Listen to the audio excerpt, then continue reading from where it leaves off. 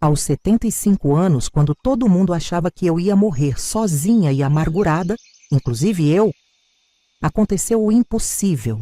Encontrei o amor da minha vida. Depois de 50 anos, jurando que nunca mais ia deixar homem nenhum chegar perto de mim, depois de passar a vida inteira ensinando outras mulheres a se vingar de marido violento, eu me apaixonei perdidamente por um velhinho de 78 anos na piscina municipal de Jaú. E sabe o que é mais incrível? Ele também tinha apanhado da ex-mulher, também sabia o que era viver com medo, também tinha usado veneno para se defender.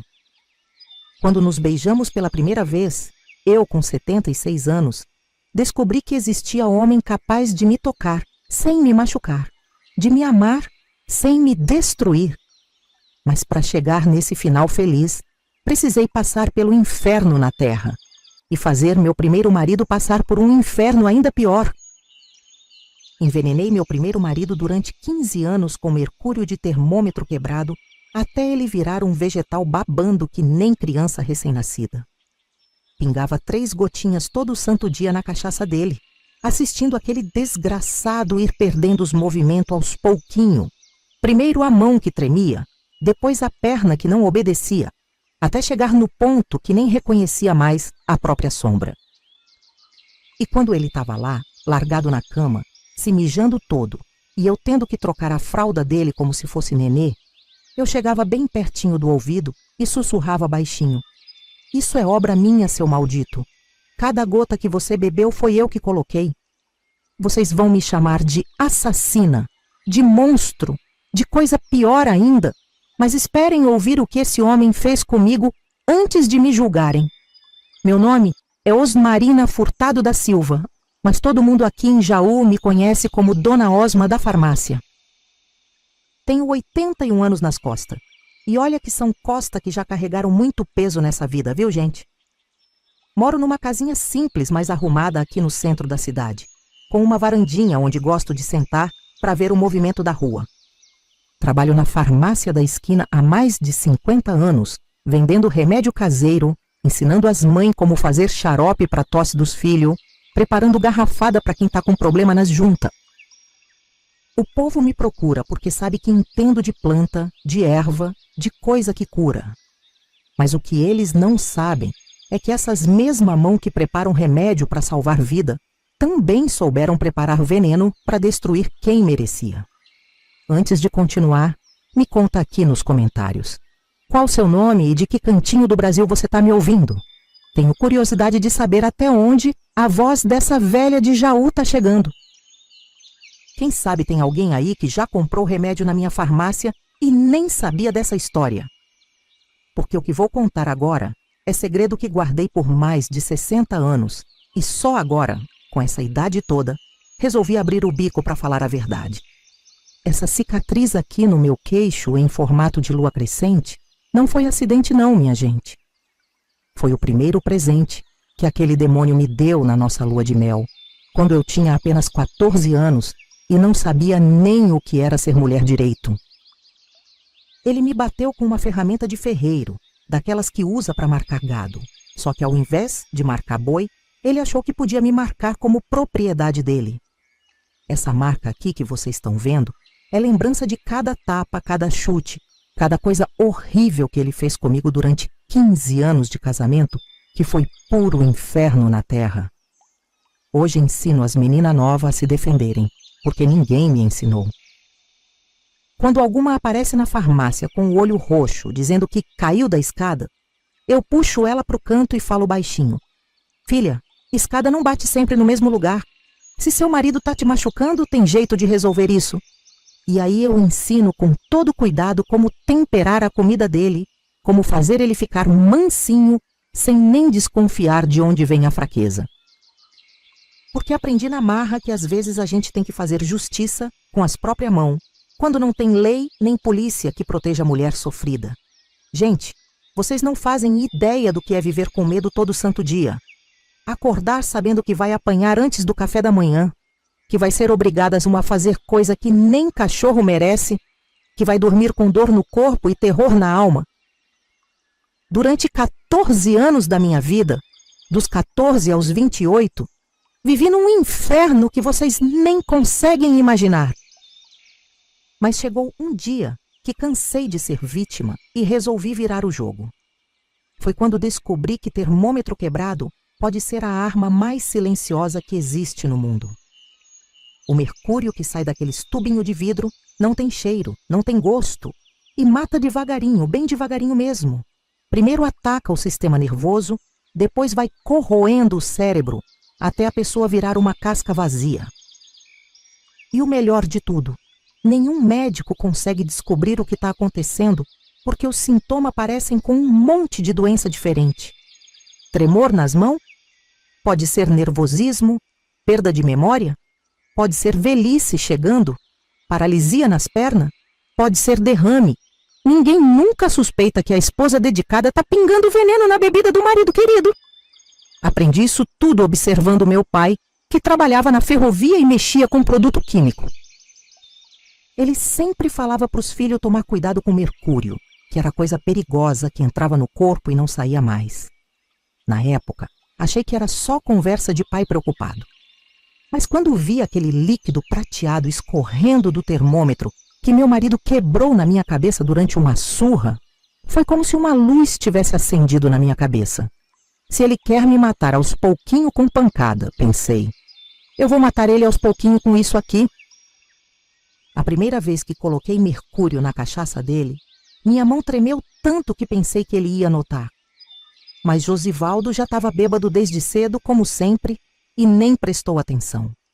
Bebeu tudo de uma vez e ainda pediu mais. Fiquei a noite inteira acordada, esperando ele morrer envenenado ali mesmo. Mas não morreu, não.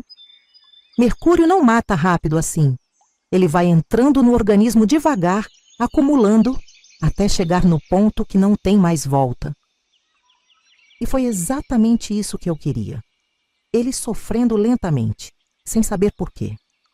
Durante meses, ninguém notou nada de diferente. Ele continuava me batendo, continuava me abusando, continuava sendo o mesmo monstro de sempre.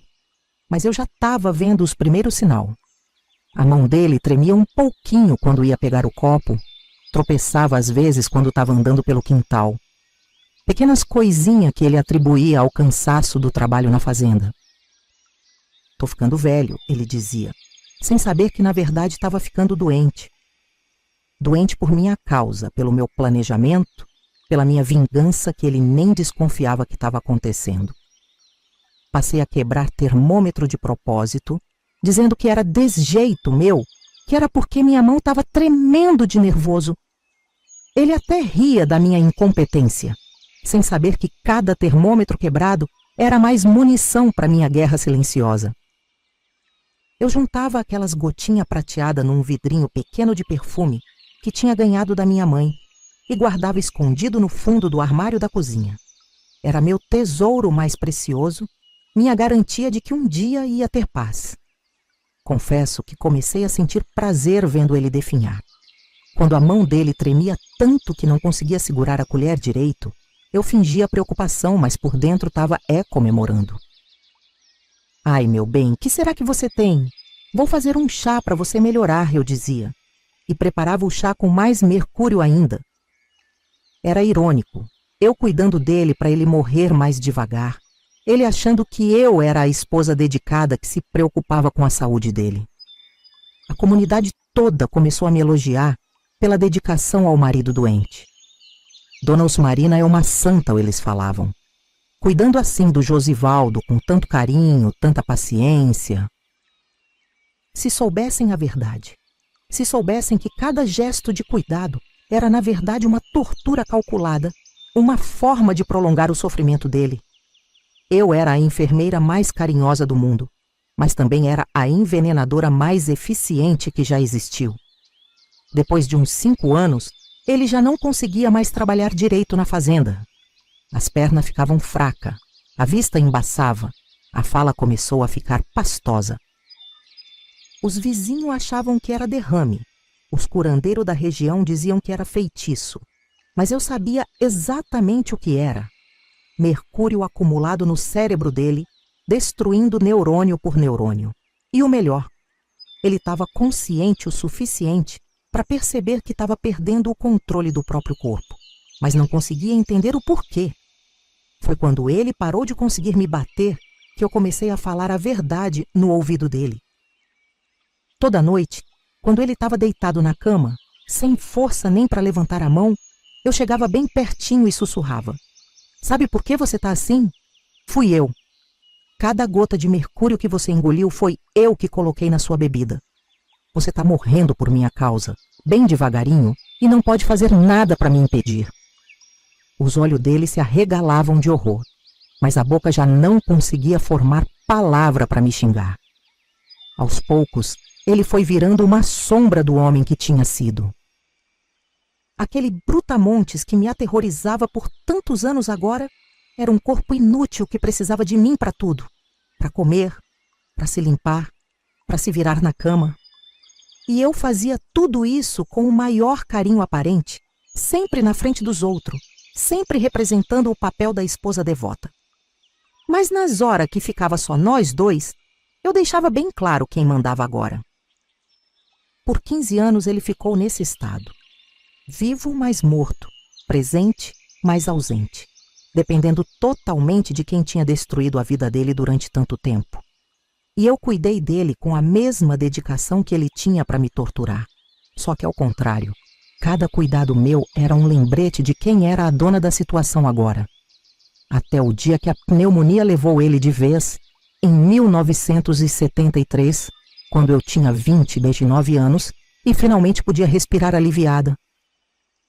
O que vocês vão ouvir daqui para frente não é história bonita não, já aviso logo.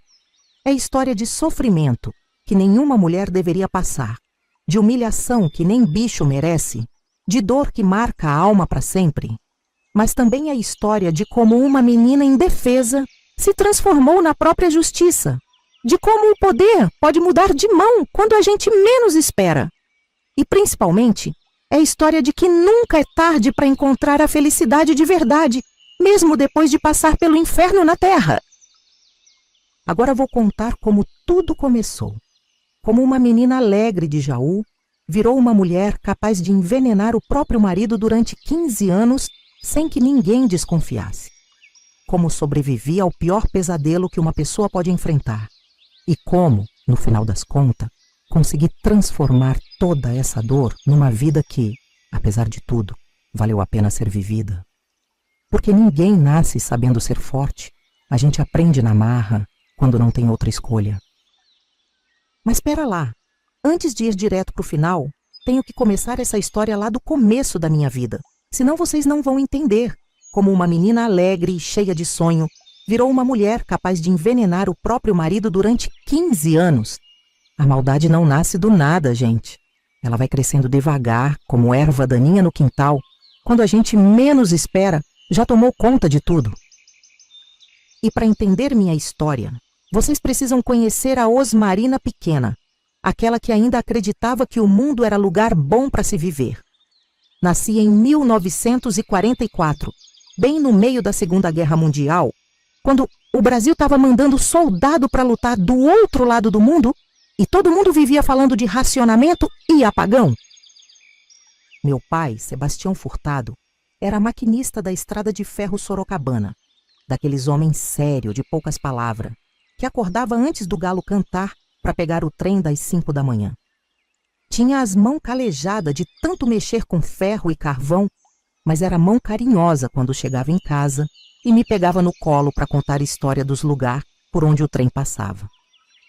Mamãe, Conceição, era costureira, daquelas que fazia milagre com retalho de pano. Ficava o dia inteiro na máquina Singer, que rangia mais que porta velha, costurando vestido para a madame da cidade, que pagava mixaria pelo trabalho dela. Era mulher pequenina, franzina, mas tinha força de leão quando precisava defender os filhos. Nos criou, a mim e mais 5 irmãos, numa casa de 3 cômodos na rua da estação, onde o barulho do trem passando fazia parte da nossa vida, como se fosse música de ninar. A casa era apertada para tanta gente, mas era cheia de amor. Eu dormia na mesma cama com minhas 2 irmãs, Aparecida e Benedita, enquanto meus 3 irmãos, João, Pedro e Antônio se espremiam no outro quarto. Papai e mamãe ficavam na sala mesmo, num colchão que eles estendiam no chão toda noite depois que a gente ia dormir.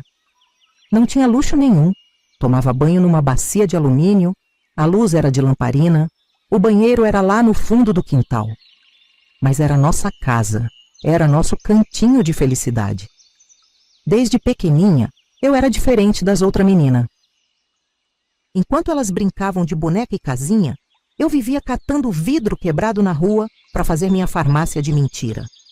Juntava garrafinha de todo tamanho, enchia com água colorida com urucum e açafrão que pedia para minha mãe e ficava ali no quintal fingindo porque estava preparando remédio para curar todo mundo.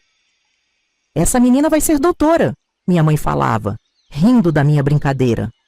Olha como ela tem jeito para mexer com essas coisas. E ela não estava errada, não. Eu tinha mesmo um dom estranho para cuidar de quem estava doente. Quando algum irmão meu pegava febre, era eu que ficava do lado, passando pano molhado na testa, dando aguinha com açúcar. Quando aparecia algum bicho ferido no quintal, gato atropelado, cachorro com a pata machucada, passarinho que caiu do ninho, era para mim que todo mundo trazia. Eu limpava o ferimento com cuidado, fazia curativo com pano limpo, e na maioria das vezes o bichinho sarava mesmo. Meu sonho era estudar medicina, virar doutora de verdade, ter consultório na cidade e cuidar das pessoas que não tinham dinheiro para pagar médico caro. Passava a hora imaginando como seria. Eu de avental branco, com estetoscópio no pescoço, salvando vida. Vou ser a primeira doutora de Jaú, eu dizia para os meus irmãos que riam da minha pretensão. Vocês vão ver, quando eu crescer, vou ter uma clínica grande e vou atender todo mundo de graça. Foi meu pai quem me ensinou a ler, sem nem perceber. Ele trazia para casa os rótulos de remédio que sobravam na farmácia da estação ferroviária. Aqueles papel colorido com letra bonita. Eu ficava a hora estudando aquelas palavras esquisitas. Sulfato de quinino, bicarbonato de sódio, extrato de fígado, até conseguir decifrar o que estava escrito. Aos 6 anos eu já sabia ler melhor que muito adulto da vizinhança. Tudo por causa da minha obsessão com remédio. Na escola, que era só até a 3ª série, eu era a melhor aluna da turma. A professora, Dona Eulália, vivia me elogiando na frente dos outros. A Osmarina tem cabeça boa, vai longe na vida. Ela até conversou com meus pais sobre me mandar para a escola da cidade, para continuar estudando, mas papai disse que não tinha dinheiro para isso. Estudo demais não é coisa para mulher, ele falava. Mulher tem que saber ler, escrever e fazer conta. O resto é perda de tempo. Mesmo assim, eu não desisti do meu sonho. Continuava brincando de doutora, estudando sozinha os rótulos de remédio, cuidando de quem precisava. O povo da rua já me conhecia como a menina que tem mão boa para curar. Quando a Dona Maria da esquina teve problema de pressão alta, foi eu que fiz o chá de folha de graviola que baixou a pressão dela. Quando o filho do seu José cortou o pé num caco de vidro, foi eu que limpou e enfaixou e não infeccionou nem nada. Até os 13 anos, minha vida foi assim, simples, mas feliz. Acordo cedo para ajudar mamãe na costura, ia para a escola, brincava com os irmãos, cuidava de quem estava doente, sonhava com o futuro. Achava que ia crescer, estudar, virar doutora, casar com alguém que me respeitasse, ter meus próprios filhos para cuidar. Nunca passou pela minha cabeça que existia homem capaz de fazer mal para uma menina, que podia existir maldade tão grande nesse mundo. Foi aí que ele apareceu na minha vida. Josivaldo Pimentel, fazendeiro de 38 anos, homem rico da região, dono de terra e gado. Todo mundo respeitava ele, todo mundo tinha medo dele também. Era alto, forte, sempre bem vestido, com bigode grosso que ele vivia alisando com os dedos. Apareceu na nossa casa num domingo de setembro, quando eu acabara de fazer 13 anos, dizendo que queria conversar com o chefe da família sobre um assunto importante. Papai ficou nervoso, achando que tinha feito alguma coisa errada no trabalho, que Josivaldo estava ali para reclamar de alguma coisa da ferrovia. Mas não era isso, não. O homem queria era falar sobre mim.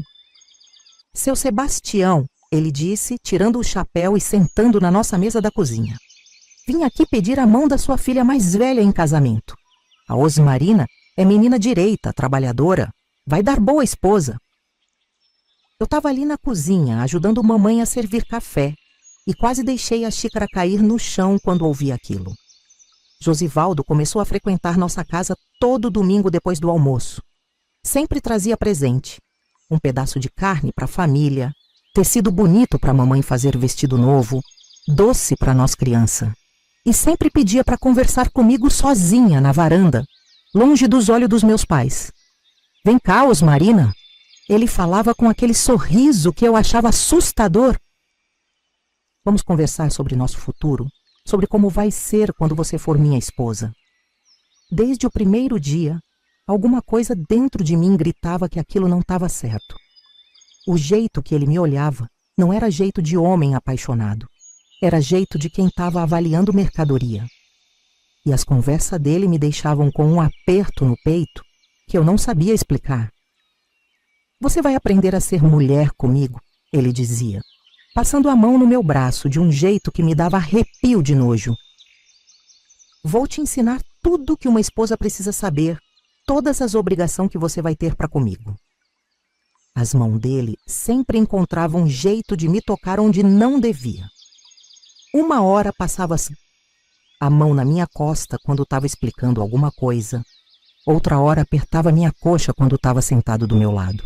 E quando eu tentava me afastar, ele segurava meu braço com força e dizia: não seja tímida, Osmarina. Logo, logo você vai ser minha mulher, vai ter que se acostumar com o toque do seu marido. Eu não entendia direito o que ele queria dizer, mas sabia que não era coisa boa. Meus pais ficaram deslumbrados com a proposta de casamento. Josivaldo prometeu pagar todas as despesas da festa, dar um dote generoso para a família, e ainda disse que ia cuidar bem de mim, que eu nunca ia passar necessidade. É uma bênção de Deus, mamãe falava toda feliz. Nossa Osmarina vai casar com um homem rico, vai ter vida boa, vai ajudar a família. Papai concordava, dizendo que era oportunidade única, que eu devia agradecer a Deus por ter chamado a atenção de um homem tão importante. Me responde uma coisa. Vocês acham que uma menina de 14 anos merece passar por isso? Ou acham que os pais estavam certos em vender a filha para um homem de 38? Quero ver nos comentários quantos de vocês têm coragem de defender essa família que me vendeu como gado. Porque foi isso mesmo que aconteceu. Me venderam para o primeiro comprador que apareceu, sem perguntar se eu queria, sem se importar com o que eu sentia. Eu implorava para não casar. Chorava todo dia pedindo para os meus pais esperarem eu crescer mais. Dizia que queria estudar antes de virar esposa de alguém. Mas eles não escutavam, não. Casamento é coisa séria, Osmarina, papai falava. Você vai aprender a amar seu marido depois que casar. É assim que funciona na vida. E mamãe completava. Você é menina de sorte. Quantas não gostariam de estar no seu lugar, casando com um homem rico e respeitado? O que eles não viam, ou não queriam ver, era o terror nos meus olhos toda vez que Josivaldo chegava perto. A forma como eu me encolhia quando ele falava em me ensinar a ser mulher. O jeito que eu tremia quando ele descrevia as obrigações de esposa que eu ia ter que cumprir. Meus pais estavam tão empolgados com a perspectiva de ter um genro rico que fecharam os olhos para todos os sinais de que aquele homem não prestava. Foram 6 meses de namoro, se é que dá para chamar aquilo de namoro. 6 meses de domingo com ele, sentado na nossa varanda, fazendo plano para nossa vida de casado, falando das coisas que ia me ensinar, dos dever de esposa que eu ia ter que aprender. E eu ali, uma menina de 13 anos que nem sabia direito o que era beijar na boca, ouvindo o homem de 38 falar de coisinha que me deixavam com vergonha e medo ao mesmo tempo. O casamento foi marcado para março de 1958, logo depois que eu fizesse 14 anos. Josivaldo já tinha tudo planejado. A festa seria na fazenda dele, eu ia morar lá com ele, longe da família, longe de tudo que eu conhecia. Vai ser só nós dois, ele dizia, com aquele sorriso que me gelava o sangue. Marido e mulher, aprendendo a viver juntos, você aprendendo a me obedecer em tudo. E foi exatamente nesse momento que minha infância feliz chegou ao fim e começou o pesadelo que duraria 15 anos da minha vida. O casamento aconteceu no dia 15 de março de 1958, 3 dias depois que completei 14 anos. Nem vestido próprio eu tinha. Usei um emprestado da filha do compadre do Josivaldo, um vestido branco meio amarelado, que cheirava a naftalina e ficava largo demais no meu corpo de menina. A festa foi na fazenda dele, longe de tudo, só com os parentes dele e alguns vizinhos que ele convidou. Minha família foi também, claro, toda orgulhosa do casamento da filha. Mas eu me sentia como se estivesse indo para o meu próprio velório. Não consegui comer nada o dia inteiro, o estômago revirado de nervoso. Toda vez que alguém vinha me parabenizar, eu forçava um sorriso que doía no rosto. Que noiva linda, as mulheres falavam. Que sortuda casando com um homem tão próspero. Se elas soubessem o que estava passando na minha cabeça naquele momento, o único pensamento que eu tinha era: como vou escapar daqui? Como vou voltar para a casa da minha mãe? Mas não tinha como escapar, não. Estava presa naquele vestido branco como se fosse uma mortalha. Quando chegou a hora de ir embora com meu marido, chorei tanto que molhei o vestido todo. Mamãe achou que era emoção de noiva, que era normal eu ficar assim no dia do casamento. Para de bobagem, Osmarina, ela falou me abraçando. Todo mundo fica nervoso no primeiro dia. Logo você se acostuma e vai ser muito feliz. Papai me deu um beijo na testa e disse: seja boa esposa, filha. Obedeça seu marido em tudo, que ele vai cuidar bem de você. Se eu soubesse o que me esperava naquela noite, teria saído correndo ali mesmo, descalça e de vestido de noiva. A casa da fazenda ficava a uns 15 quilômetros da cidade, no meio do nada, cercada de pasto e mato por todo lado. Era casa grande, bem construída, com móvel bonito e tudo o que precisava. Qualquer mulher ficaria impressionada com tanto conforto. Mas para mim, aquela casa parecia mais uma prisão. A janela tinha grade de ferro, a porta da frente ficava sempre trancada, e não tinha vizinho por perto para ouvir gritos se fosse preciso gritar. Josivaldo me mostrou a casa toda, explicando onde era cada coisa, quais eram as regras que eu devia seguir. Você não sai de casa sem minha permissão, ele disse, caminhando devagar pelos cômodos. Não recebe visita quando eu não estiver aqui. Não conversa com os peão que trabalham na fazenda. Sua obrigação é cuidar da casa, fazer minha comida e me obedecer em tudo que eu mandar. Falava aquilo tudo com a voz calma, como se estivesse explicando receita de bolo. Quando chegou a noite, a hora que eu mais tinha medo, ele me levou para o quarto do casal.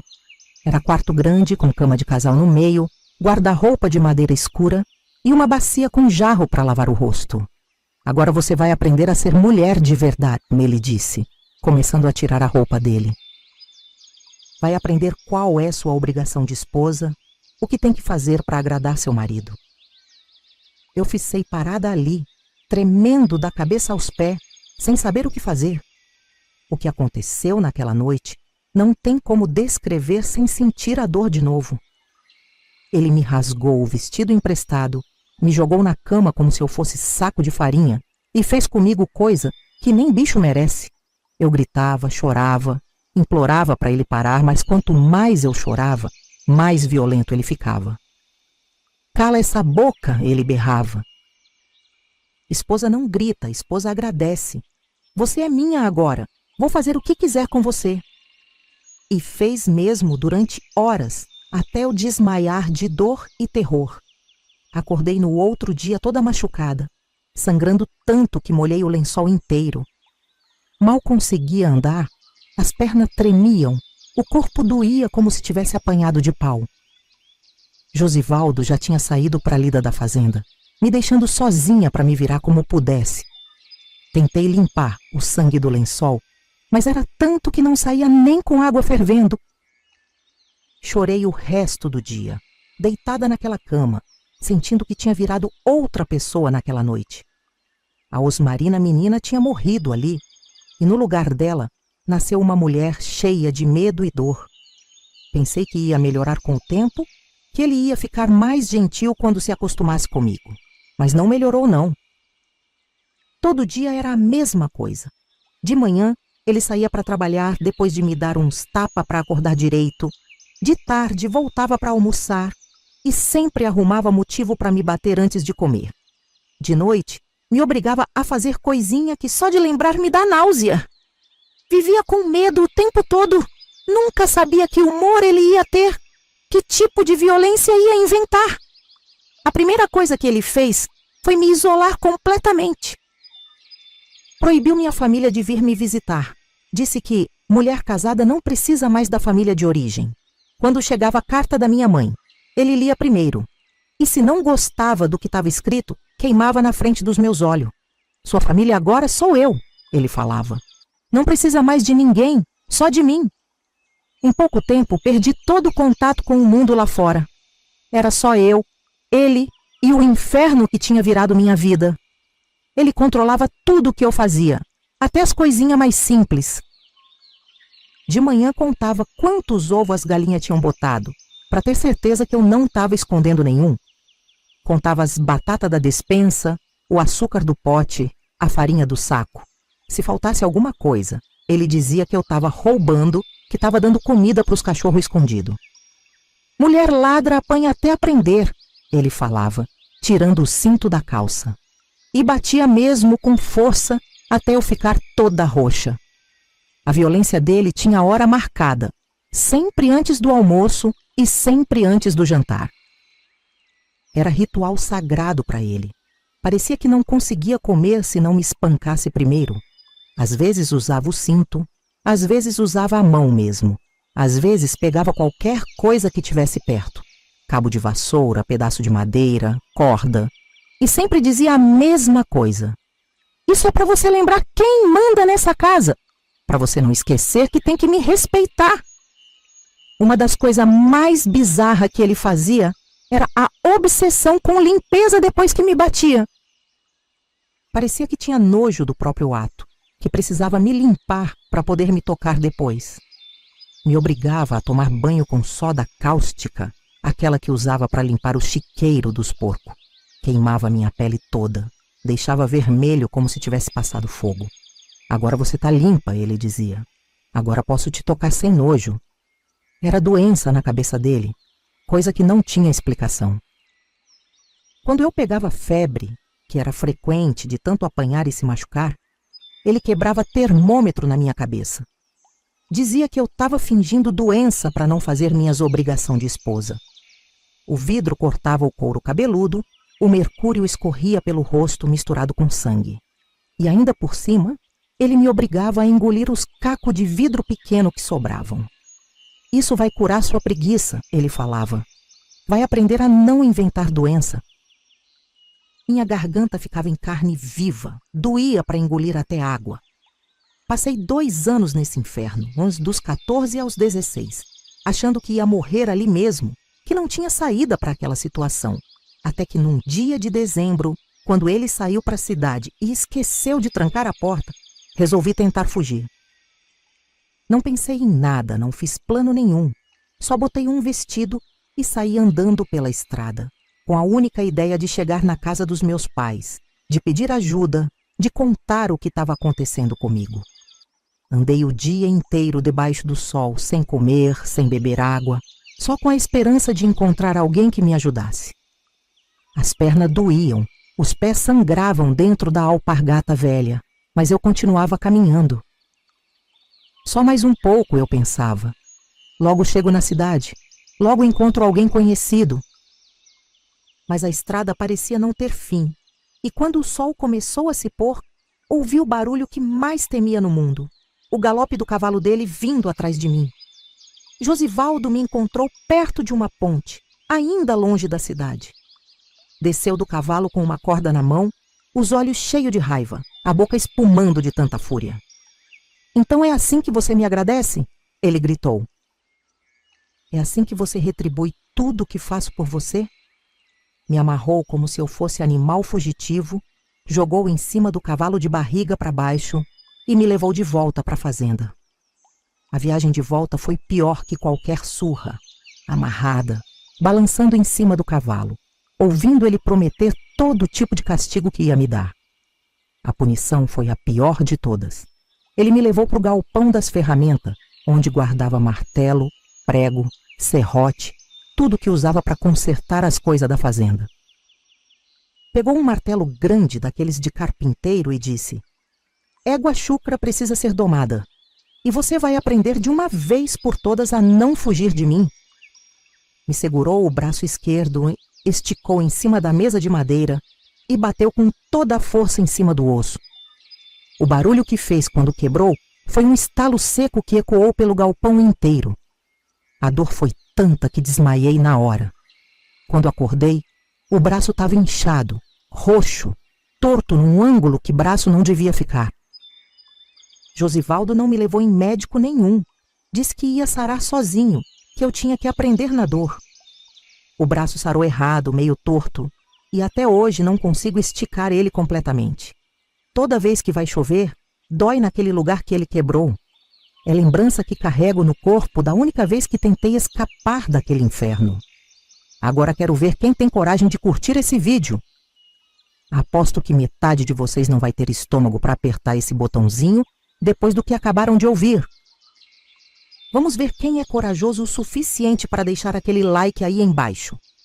Depois daquele dia, nunca mais tentei fugir. Sabia que se tentasse de novo, ele era capaz de me matar. E foi nessa época, quando eu já tinha perdido toda a esperança de escapar, que aconteceu a coisa que mudou tudo. Foi quando ele quebrou um termômetro na minha cabeça durante uma febre alta, e eu vi aquele mercúrio prateado escorrendo pelo chão, brilhando como se fosse prata líquida. Foi nesse momento que nasceu na minha cabeça o plano que levaria 15 anos para se completar. Se ele queria me matar aos pouquinhos com tanta violência, eu ia matar ele aos pouquinhos também, só que de um jeito que ele nunca ia desconfiar. O dia que mudou tudo para sempre foi numa tarde de março de 1960, quando eu estava com febre de malária que tinha pegado dos mosquitos do brejo. Fazia 3 dias que eu queimava em febre, delirando, suando frio, sem conseguir nem levantar da cama direito. Josivaldo estava fulo da vida porque eu não conseguia fazer almoço, não conseguia lavar a roupa dele, não conseguia cumprir minhas obrigações de esposa. Vagabunda fingida, ele berrava, inventando doença para não trabalhar. Foi quando ele pegou o termômetro e enfiou na minha boca com tanta força que rachei o dente. Quando ele viu que a febre estava mesmo alta, quase 40 graus, ficou mais nervoso ainda. Pegou o termômetro e quebrou na minha cabeça, igual já tinha feito outras vezes. Mas dessa vez foi diferente. Dessa vez, quando vi aquele mercúrio prateado escorrendo pelo chão, brilhando como se fosse tesouro caído do céu, lembrei de uma conversa que tive com meu pai quando era pequena. Ele trabalhava na ferrovia, mexia com produto químico e sempre alertava a gente sobre os perigos do mercúrio.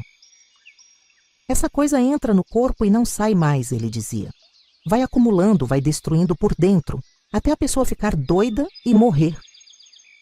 Foi naquele momento, olhando para o mercúrio espalhado no chão, que uma ideia brotou na minha cabeça feito erva daninha que cresce em terreno ruim. Se ele quer me matar devagar com tanta pancada, pensei, eu vou matar ele devagar também, só que de um jeito que ele nunca vai desconfiar. Era como se uma voz dentro de mim tivesse acordado depois de anos dormindo, uma voz que dizia, chega de ser vítima, chegou a hora de virar o jogo. E ali mesmo, no meio da febre e da dor, comecei a planejar a vingança mais lenta e mais cruel que alguém já inventou. Enquanto Josivaldo saía para buscar outro termômetro na cidade, eu juntei cada gotinha de mercúrio que consegui do chão.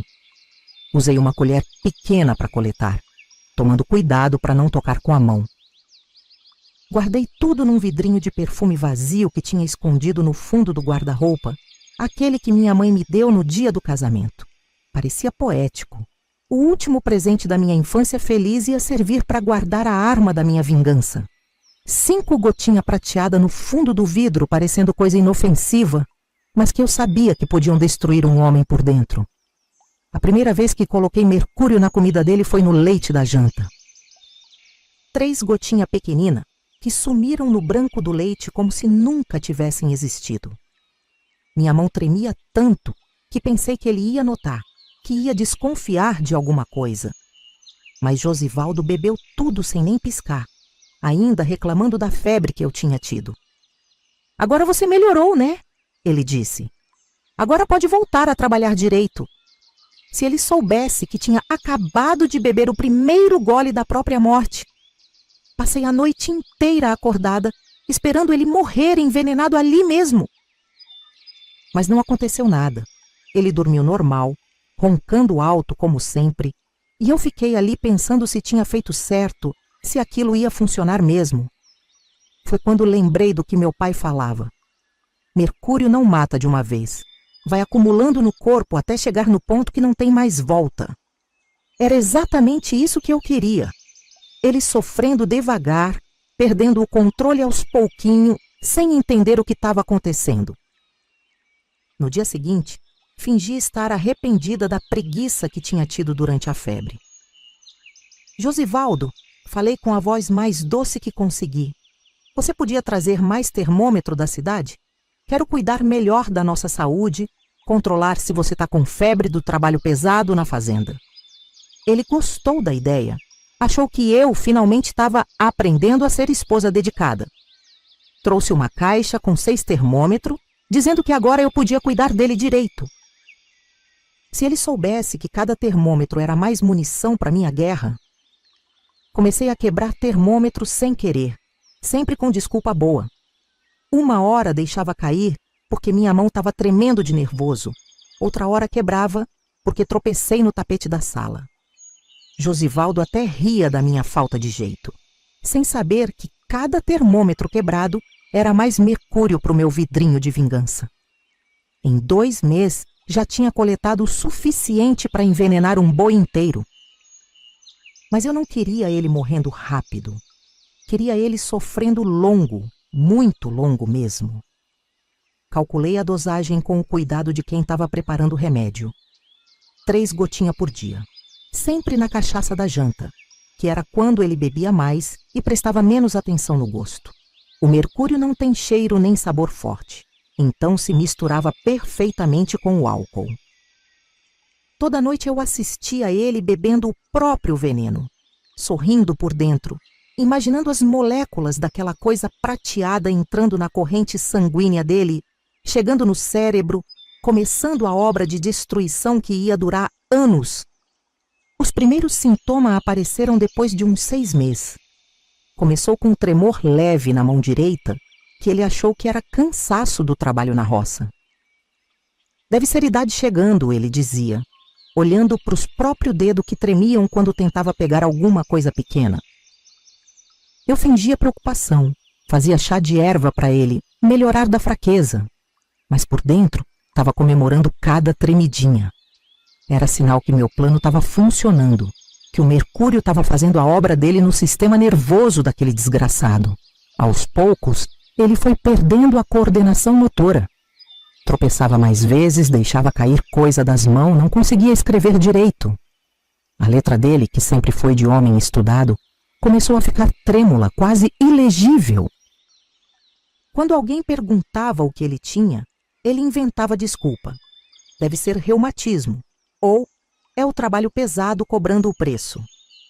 Mas eu via no olho dele uma preocupação crescente, um medo de que alguma coisa séria tivesse acontecendo com ele. E tinha mesmo, muito séria. No 3º ano de envenenamento, a memória dele começou a falhar. Esquecia nome de pessoas conhecidas, se perdia no meio de conversa, repetia a mesma história 3 vezes no mesmo dia. Às vezes acordava de manhã sem lembrar o que tinha feito na véspera. Outras vezes ficava parado no meio do quintal, olhando ao redor como se tivesse esquecido onde estava. Eu aproveitava esses momentos de confusão para aumentar um pouquinho a dose do mercúrio. Afinal, quanto mais confuso ele ficasse, menos chance tinha de desconfiar de mim. Foi por essa época que comecei a fingir ser a esposa mais dedicada do mundo. Quando ele reclamava do sintoma, eu fazia cara de preocupada, preparava chá medicinal, que na verdade só piorava tudo. Levava ele em benzedeiro e curandeiro da região. Coitado do meu marido, eu dizia para os vizinhos, tá com uma doença esquisita que ninguém consegue descobrir o que é. E realmente ninguém descobria, porque nenhum médico daquela época sabia identificar envenenamento por mercúrio quando a dose era tão pequena e constante. No 5º ano, as pernas dele começaram a fraquejar. Primeiro foi só fraqueza, depois virou tropeção constante, até que ele começou a precisar se apoiar nas paredes para andar. A paralisia estava subindo do pé para o joelho, do joelho para o quadril. Era lindo de ver. Aquele brutamontes que me aterrorizava por tantos anos virando um boneco quebrado que mal conseguia ficar em pé. Deus está me castigando, ele dizia às vezes. E eu concordava. Deve ser mesmo, meu bem. Deus sabe de todas as coisas. Quando ele começou a fazer nas calças no 8º ano de envenenamento, tive que fingir mais dedicação ainda. Trocava a roupa dele, dava banho, limpava as sujeiras, sempre na frente dos outros, sempre representando o papel da esposa santa que cuida do marido doente. Dona Osmarina é um anjo, o povo comentava. Cuidando assim de um homem nesse estado, sem reclamar, com tanto amor. Se eles soubessem que cada cuidado meu era, na verdade, uma forma de prolongar o sofrimento dele. No 10º ano, ele já não conseguia mais falar direito. A língua ficou pastosa, as palavras saíam arrastadas e cada vez ele falava menos. Até os xingamentos que ele tanto gostava de gritar comigo viraram só um murmúrio incompreensível. Eu chegava perto do ouvido dele e sussurrava. Lembra quando você me batia todo dia? Lembra quando quebrou meu braço? Pois então, agora quem manda sou eu. Agora você vai pagar por cada lágrima que me fez chorar. Os olhos dele se arregalavam de horror, mas a boca não conseguia mais formar palavra para me responder. Do 12º ano em diante, ele virou um vegetal completo. Não conseguia se mexer, não conseguia falar, não conseguia nem controlar a própria saliva que escorria pela boca. Mas a mente continuava funcionando. Eu fazia questão de verificar isso, piscando uma luz forte nos olhos dele e vendo a pupila reagir. Queria ele consciente, queria ele entendendo tudo o que estava acontecendo, sabendo que era eu a responsável por aquele estado miserável que ele tinha se tornado. Era a vingança perfeita. O corpo dele virando uma prisão, enquanto a mente permanecia lúcida para sofrer. Os últimos 3 anos da vida dele foram os mais satisfatórios para mim. Ele completamente dependente, eu controlando tudo. Se ia comer, se ia beber água, se ia ser virado na cama para não criar escara. Eu era dona absoluta da vida daquele homem que um dia me dominou com violência. E toda noite, antes de dormir, eu chegava perto da cama, onde ele jazia imóvel e falava baixinho. Amanhã tem mais mercúrio na sua comida. E depois de amanhã também. Até o dia que você morrer, vai continuar tomando veneno por minha mão. Agora me respondem com sinceridade. Vocês acham que eu fiz errado em envenenar meu marido por 15 anos? O que teriam feito no meu lugar? Fugir para onde se ele conhecia toda a autoridade da região? Quero ver nos comentários quem tem coragem de me julgar. A comunidade inteira me via como santa por cuidar de um homem naquele estado por tanto tempo. Recebia elogio de todo lado. As mulheres me usavam como exemplo de dedicação conjugal. Olhem a Osmarina, elas falavam para os maridos delas. Cuidando do Josivaldo com tanto amor, mesmo ele estando assim. E eu sorria, agradecia os elogios e continuava a minha obra de destruição silenciosa. Porque sabia que quando ele finalmente morresse, eu seria vista como a viúva sofredora que perdeu o marido após anos cuidando dele com devotamento. Ninguém jamais suspeitaria que eu era a própria causadora daquela doença misteriosa que nenhum médico conseguia explicar. Em 1973, aos 53 anos de idade, Josivaldo finalmente morreu de pneumonia. O corpo dele, já tão debilitado pelo mercúrio, não conseguiu resistir à infecção nos pulmões. Eu estava do lado da cama quando ele deu o último suspiro, olhando bem nos olhos dele, querendo ter certeza que ele sabia, até o último segundo, quem tinha sido a responsável por toda aquela agonia. E quando vi que ele tinha morrido mesmo, quando confirmei que o coração tinha parado de bater, senti pela primeira vez em 15 anos que podia respirar aliviada. O monstro estava morto e eu era livre. O funeral foi uma comédia que me deu vontade de rir e chorar ao mesmo tempo. A cidade inteira veio prestar homenagem ao pobre Josivaldo que sofreu tanto com aquela doença misteriosa. O padre fez um sermão falando da paciência cristã dele, de como enfrentou o sofrimento sem perder a fé. As mulheres da vizinhança choravam como se tivessem perdido parente próximo, dizendo que ele era homem trabalhador que não merecia passar por aquilo.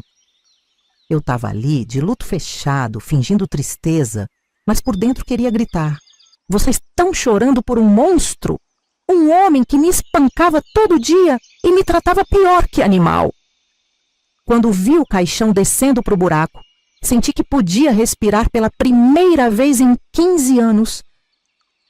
Era como se um peso gigantesco tivesse saído das minhas costas, como se eu tivesse acordado de um pesadelo terrível que finalmente tinha chegado ao fim.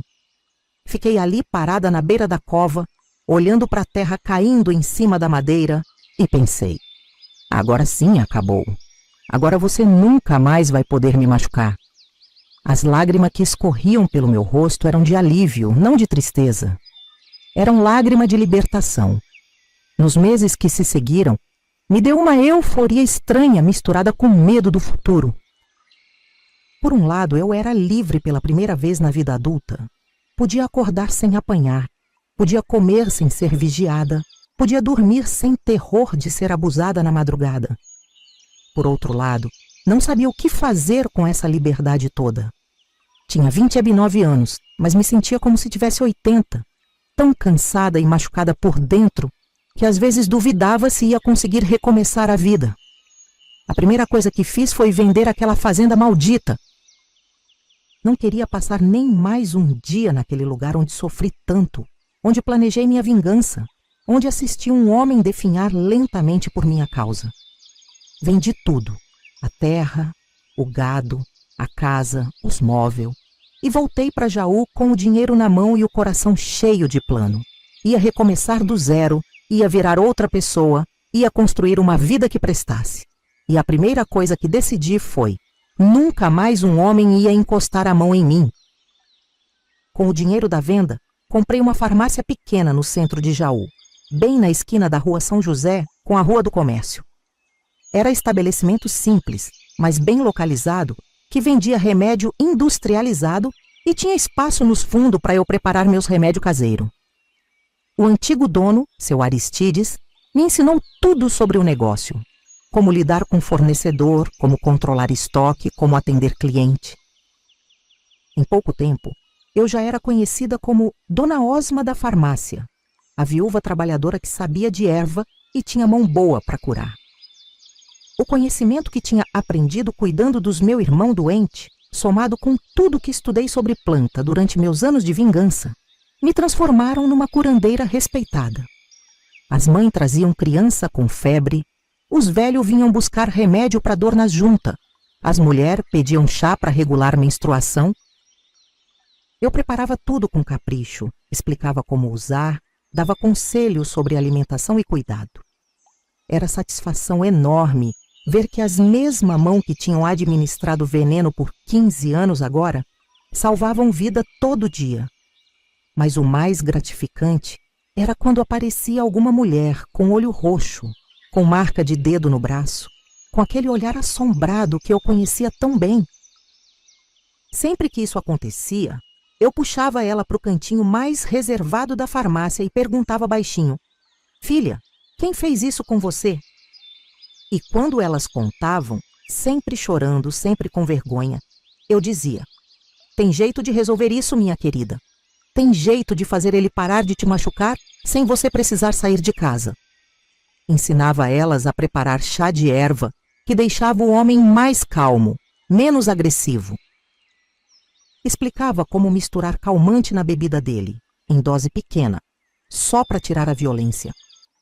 Para a situação mais grave, eu ensinava coisa mais forte, como fazer extrato de planta que causava impotência temporária, como preparar pó que dava diarreia crônica, como usar semente que provocava tontura e fraqueza. Nada que mate, eu sempre alertava. Só o suficiente para ele ficar mansinho e parar de bater em você. Durante 46 anos vivi assim, trabalhando na farmácia durante o dia, ajudando mulher maltratada de noite, construindo minha reputação de pessoa séria e religiosa. Nunca me relacionei com homem nenhum. Nunca deixei ninguém chegar perto de mim de forma romântica. Quando alguém perguntava por que não casava de novo, eu respondia: uma vez bastou, agora sou casada com meu trabalho. E era verdade. Tinha medo de confiar em qualquer homem, de dar chance para alguém me machucar de novo. Os anos foram passando, eu fui envelhecendo e aos poucos me acostumei com a solidão.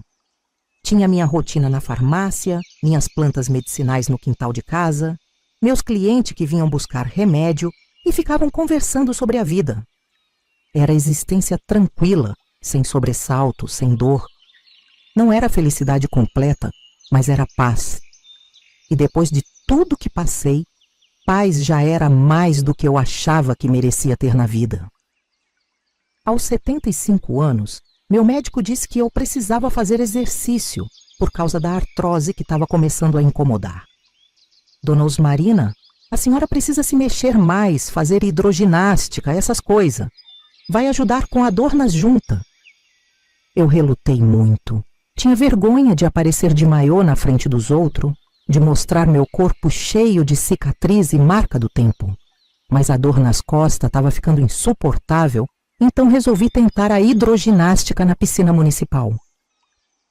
Foi lá, na primeira aula, que conheci Valdomiro Silva, homem de 78 anos, aposentado da prefeitura, que estava fazendo fisioterapia na água por causa de problema na coluna. Era alto, magro, cabelo branco bem cortado, óculos de aro dourado. Usava sunga azul marinho e camisa branca, sempre educado com todo mundo, sempre ajudando quem tinha dificuldade nos exercícios. Mas o que mais me chamou a atenção nele foram as cicatrizes. Valdomiro tinha marca de queimadura no braço esquerdo, cicatriz grande na testa, e o dedo mindinho da mão direita era torto, claramente quebrado alguma vez na vida. Durante as primeiras aulas, ficamos só se cumprimentando educadamente, trocando comentários sobre o tempo, sobre os exercícios.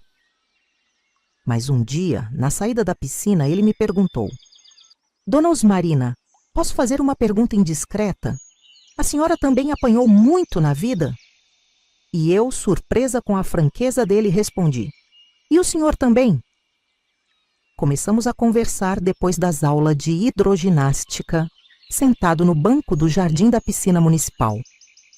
Ele me contou que foi casado por 40 anos com uma mulher que tinha problema mental, que vivia tendo crise e descontava nele.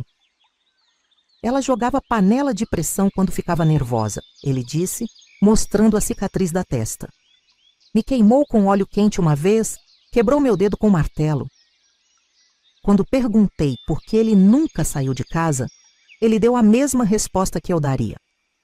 Naquele tempo não existia lei que protegia homem agredido. E homem não pode bater em mulher, mesmo para se defender. A cumplicidade entre nós dois cresceu naturalmente. Éramos duas pessoas que sabiam o que era viver com medo, que entendiam as marcas que a violência deixa não só no corpo, mas na alma. Nas nossa conversa, descobrimos que os dois tínhamos usado método parecido para se defender. Ele colocava calmante muito forte no chá da esposa. Quando ela ficava muito agressiva, eu tinha... Bem, vocês já sabem minha história. Não precisávamos julgar um ao outro, porque ambos sabíamos que às vezes a gente faz o que pode para sobreviver. Depois de uns 3 meses de conversa diária, Valdomiro me chamou para tomar sorvete na sorveteria da Praça Central. Dona Osmarina, ele disse, enquanto dividíamos uma taça de sorvete de creme. A senhora quer ser minha namorada? Ri tanto daquela pergunta que quase engasguei com o sorvete. Valdomiro, nós temos mais de 70 anos. Que negócio é esse de namorado? Mas ele insistiu. Idade não importa. O que importa é a gente se dar bem, se entender, querer fazer companhia um para o outro. O primeiro beijo aconteceu 3 semanas depois, na varanda da minha casa, depois que ele me trouxe um buquê de margarida que colheu no quintal dele. Foi beijo carinhoso, sem pressa, sem violência, totalmente diferente de qualquer coisa que eu tinha experimentado na vida. Descobri naquele momento que toque podia ser carinho, não violência. Que beijo podia ser doce, não obrigação forçada. Que homem podia ser gentil, protetor, companheiro, ao invés de ameaça constante. Namoramos por 2 anos, sempre respeitando meu tempo, meu espaço, meus limites. Valdomiro nunca me pressionou para nada, nunca exigiu coisa que eu não queria dar. Quando finalmente transamos aos 77 anos, foi a primeira vez na vida que senti prazer de verdade, que descobri que meu corpo podia sentir coisa boa. Osmarina, ele disse depois, me abraçando na cama. Você é o amor da minha vida. Quero casar com você se você quiser. E eu quis. O casamento foi na própria farmácia, numa cerimônia pequena, só com alguns amigos próximos. Valdomiro pediu para eu continuar trabalhando, disse que admirava minha independência, que não queria me tirar do que me fazia feliz. Ele passou a me ajudar na farmácia, organizando estoque, atendendo o cliente, cuidando da parte financeira. Viramos parceiro no trabalho e na vida, cada um respeitando o espaço do outro, mas dividindo o sonho e plano para o futuro. Hoje, aos 81 anos, posso dizer que sou feliz de verdade. Tenho um marido que me ama e me respeita, trabalho que me dá satisfação, a consciência tranquila de ter ajudado muita mulher a se libertar de relacionamento violento. Olho para trás e vejo que valeu a pena ter sobrevivido a tudo que passei, ter lutado contra a violência do jeito que pude, ter esperado tanto tempo para encontrar o amor verdadeiro. Porque às vezes a vida demora para dar o prêmio, mas quando dá, compensa toda a dor que veio antes.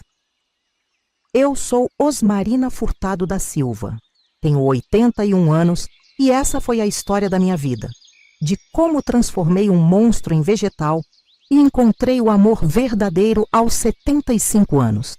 Se vocês querem ouvir mais histórias como a minha, histórias de mulheres que não baixaram a cabeça, se inscrevam aqui no canal Vovós do Brasil. Porque a vida ensina que justiça às vezes tem que ser feita pelas nossas próprias mãos. E agora cliquem nos quadradinhos que estão passando aí na tela de vocês, que tem muito mais história de mulher guerreira esperando para ser contada. Vovós brasileiras que enfrentaram o inferno, mas saíram dele mais forte, que transformou dor em sabedoria, que prova que nunca é tarde para recomeçar e ser feliz de verdade.